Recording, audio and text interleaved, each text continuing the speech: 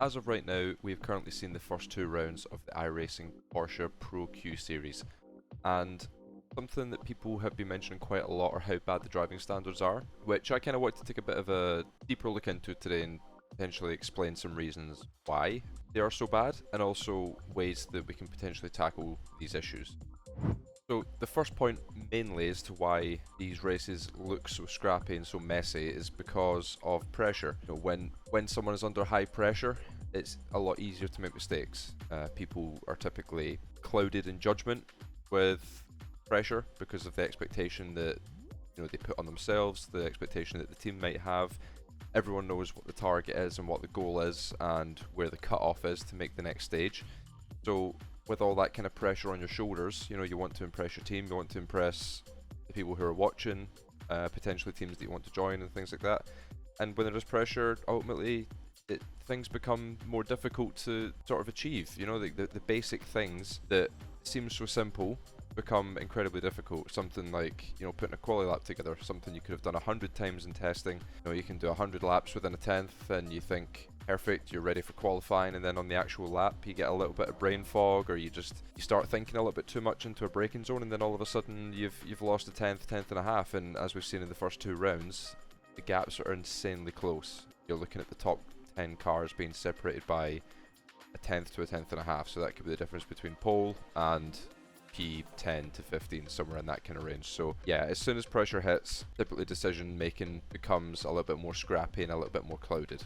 Point number two is desperation. This is something that I know I've definitely experienced in the past. Let's say for example you have a bad qualifying lap and you're starting a little bit further down than you feel you're deserving of, or where your pace sort of lies. Let's say you're starting P25, but you've got pace for a top 10.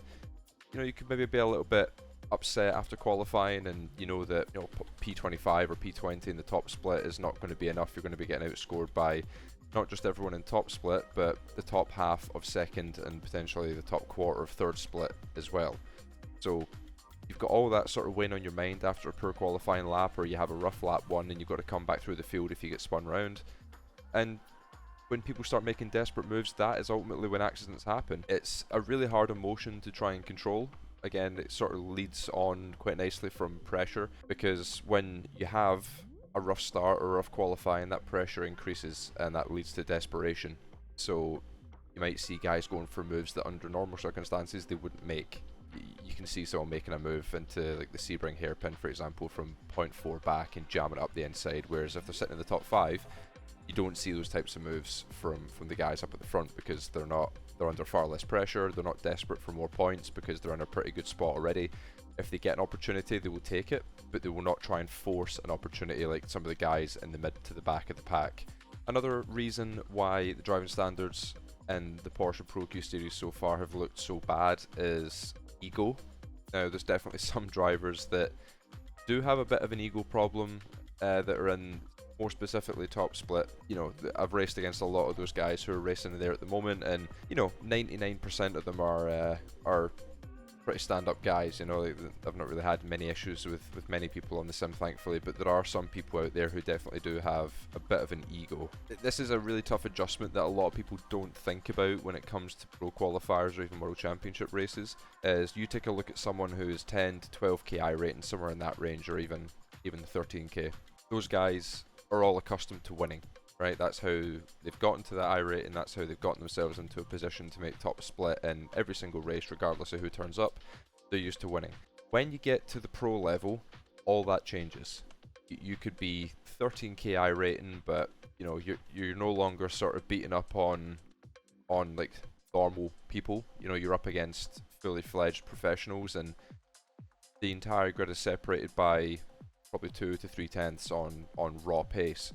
But these are guys that are accustomed to winning, and when you put them in a situation where they're fighting for 15th place, they feel a little bit out of place. They're not used to being surrounded by that many cars and being in such a disadvantaged position, that a lot of times it's just a lack of exposure to difficult situations. I mean, if I'm used to doing IMSA every single week, or GT Sprint, P Cup, whatever, I'm used to easy wins. But when you get into this pro stuff, you do not have a minute to breathe from in front or from behind. Everyone who's in there is insanely aggressive, insanely fast, and it's really easy to find yourself in the mid to the back of the pack, which is somewhere that you're just not used to being. And again, that leads on quite nicely from Desperation.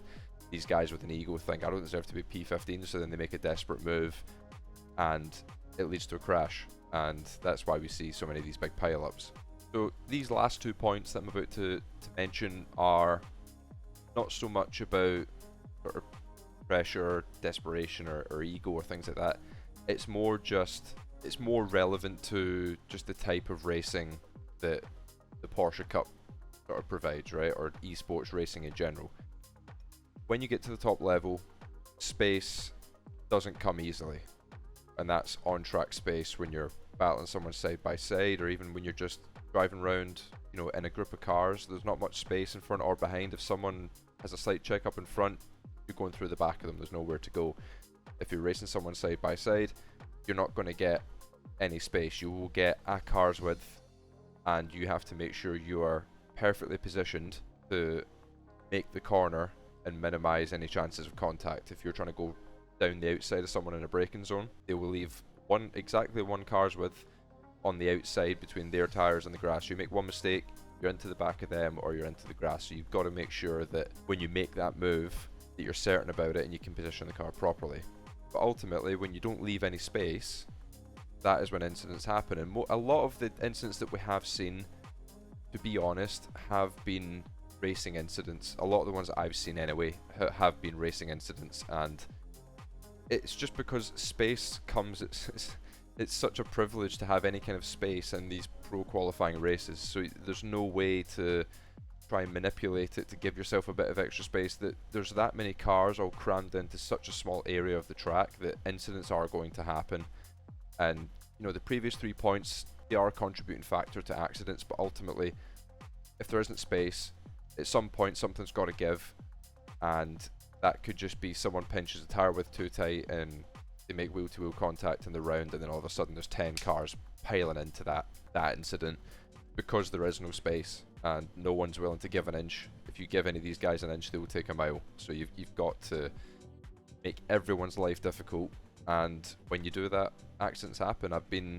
I've caused them. I've been on the receiving end of them from pinching people. You know, as I say, you can't give these guys space. They will take full advantage of it, and they will make you pay if you're just even slightly too generous. And the last point leads on again quite nicely from the previous one, is that everyone's already on the limit.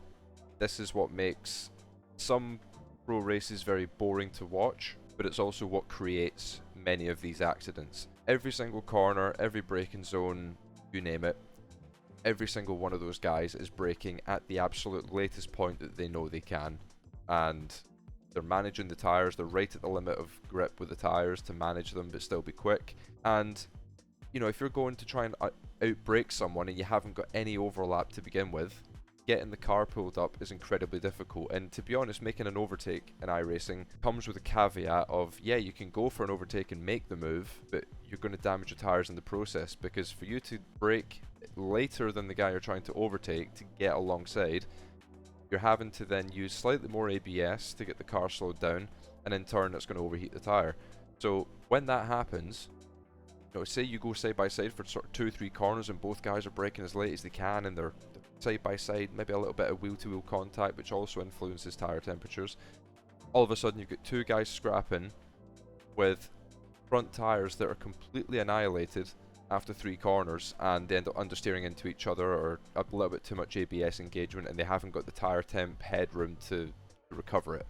So it's so difficult to make a move, even with the amount of slipstream that the Porsche Cup has. Overtakes just do not come easily.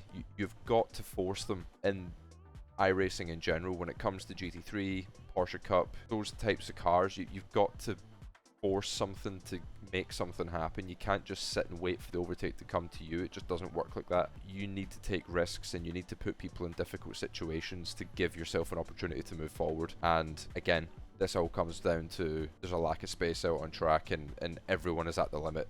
Everyone's braking as late as they can, as hard as they can, while still managing the tire, and they're accelerating as early as they can, and every single aspect of you can think to maximize. These guys are doing it on a corner-to-corner basis. So for you to do something that much better than the guy ahead of you to make an overtake It's insanely difficult, and I'm not going to sit here and slam these guys for some of the driving standards, because I know from being in PESC for 4 years and competing, you know, 4 or 5 years before, and competing 3 years on Rensport, these accidents happen so easily, and part of it comes down to, you know, the ego, the pressure, the desperation, and genuine, you know, mistakes for the most part. But yes, there are some incidents that happen just from a sheer lack of spatial awareness or respect for your other drivers out on track. There are some people who are just making boneheaded moves, and there's no excuse for that. But the majority of accidents that are happening are just racing incidents, and I'm not going to sit here and slam these guys, because I know firsthand how difficult it is to just make one overtake at that level, let alone, you know, racing 30 minutes that close to people. The accidents are going to happen, right? So that is basically the long and short of why the top level driving standards are so bad. I do want to hear what you guys think in the comments below. Do you think there should be live stewarding for mainly the top 3 splits in these Porsche Pro Q events? Because for me personally, I think it's a massive oversight to not have any kind of steward or review process that the drivers can go through, because this is sort of a bonus point. This is what I think one of the main problems are with the driving standards, is that there's no repercussions for you actually doing something a bit cheeky. For you to jam the nose in after turn in and spin someone round and gain a couple spots out of it, yeah, you get a 4x and whatever, but at the end of the day, you've gained 2 spots, you've got extra championship points, and there's no risk of you getting a penalty after the race. It's not harsh enough to be disqualified, it's not harsh enough for you to have like a 1-week suspension from driving, because at the end of the day it can all be explained away as a racing incident. So as I said earlier in the video, I'm not going to sit here and slam these guys for all of it. There's some that are just stupid moves that shouldn't be happening, but there's a lot more that goes into these races than just people being a bit daft. So yeah, as I say, let me know what you guys think in the comments below. Thank you for watching, and we'll see you in the next one.